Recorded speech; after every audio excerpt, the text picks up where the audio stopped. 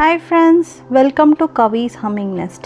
இன்னைக்கு நம்ம மாங்காவை வச்சு சாம்பார் எப்படி பண்றதுன்னு பார்க்கலாம். இப்போ மாங்காய் சீசன்றதனால எல்லா இடத்துலயும் மாங்காய் ஈஸியா கிடைக்கும். இப்போ வாங்க இந்த மாங்காய் சாம்பார் எப்படி பண்றதுன்னு பார்க்கலாம்.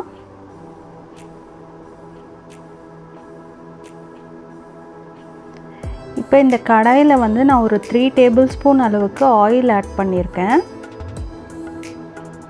இப்போ இதில் நம்ம ஆனியன் ஆட் பண்ணிக்கலாம்.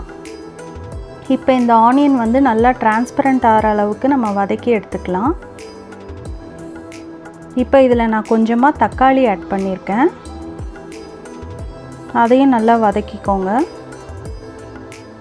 இப்போ இது நல்லா வதங்கினதுக்கப்புறமா இதில் நான் மாங்காய் ஆட் பண்ணிக்கிறேன்.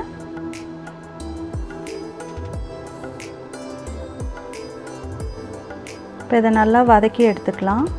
இப்போ இதில் நம்ம சாம்பார் மிளகாய் தூள் ஆட் பண்ணிக்கலாம். இப்போ இதில் நம்ம 2 டேபிள் ஸ்பூன் அளவுக்கு சாம்பார் மிளகாய் தூள் ஆட் பண்ணிக்கலாம்.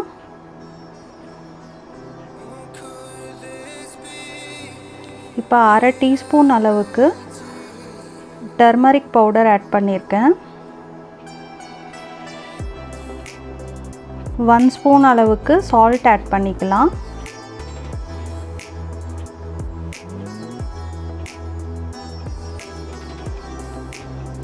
இப்போ இதை தண்ணி ஆட் பண்ணாமல் நம்ம ஃபஸ்ட்டு ரஃப்பாக இதை மிக்ஸ் பண்ணி எடுத்துக்கலாம்.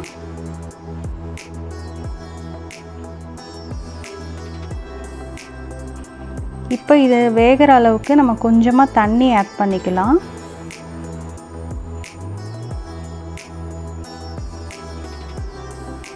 இப்போ இதை நம்ம மூடி வச்சு ஒரு 5 நிமிஷத்துக்கு வேக வச்சு எடுத்துக்கலாம். இப்போ இதை லோ ஃப்ளேம்லேயே வச்சு இதை பாயில் பண்ணிக்கோங்க. இப்போ அந்த கேப்பில் நம்ம ஒரு லெமன் சைஸ் அளவுக்கு புளி எடுத்துக்கலாம். அதை நம்ம இந்த தண்ணியில் போட்டு நல்லா கரைச்சி எடுத்துக்கோங்க.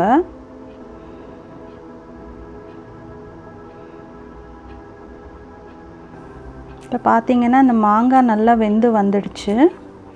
இப்போ இந்த கரைச்சி வச்ச அந்த புளியை இதில் ஆட் பண்ணிக்கலாம். இப்போ நான் அந்த புளி தண்ணியை இதில் ஆட் பண்ணிட்டேன்.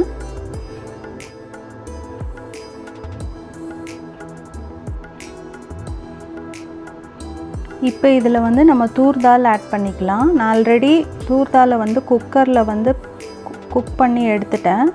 இப்போ அதை நம்ம இதில் ஆட் பண்ணிக்கலாம். தோரம் பருப்பு 1/4 கப் அளவுக்கு வேக வச்சு எடுத்துருந்தேன். அதையும் இதில் நல்லா மிக்ஸ் பண்ணி எடுத்துக்கலாம்.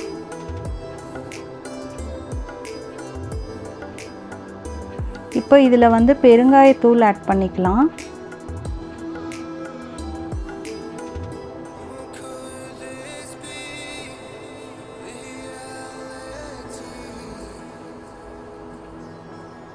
இப்போ இதை லோ ஃப்ளேமுக்கு ஒரு 5 நிமிஷத்துக்கு குக் பண்ணி எடுத்துக்கோங்க. சாம்பார் ரெடி ஆயிடுச்சுங்க. இப்போ அடுத்து நம்ம இதில் சாம்பாரை தாளித்து எடுத்துக்கலாம். இப்போ நான் இந்த ஹாட் ஆயிலில் மஸ்டர்ட் சீட்ஸ் 1/2 டீஸ்பூன் எடுத்திருக்கேன். ஊரத் தால் 1/2 டீஸ்பூன் எடுத்திருக்கேன்.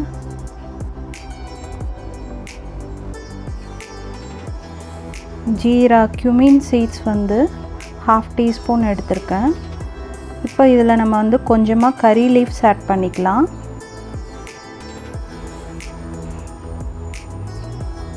இப்போ இது எல்லாத்தையும் நம்ம இந்த சாம்பாரில் ஆட் பண்ணிக்கலாம். இப்போது அவ்வளோதாங்க. இந்த ரெசிபி ரொம்ப குயிக்காக பண்ணிடலாம். கண்டிப்பாக இதை ட்ரை பண்ணி பாருங்கள், ரொம்ப நல்லாயிருக்கும்.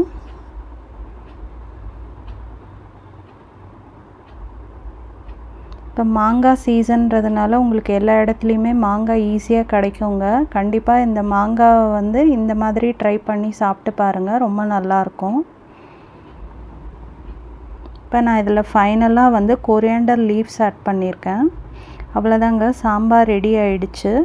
இப்போ இந்த வீடியோ உங்களுக்கு பிடிச்சிருந்ததுன்னா இந்த வீடியோவை உங்கள் ஃப்ரெண்ட்ஸ் அண்ட் ரிலேட்டிவ்ஸ்க்கு ஷேர் பண்ணுங்கள். மறக்காமல் சப்ஸ்கிரைப் பண்ணுங்கள். தேங்க்ஸ் ஃபார் வாட்சிங்.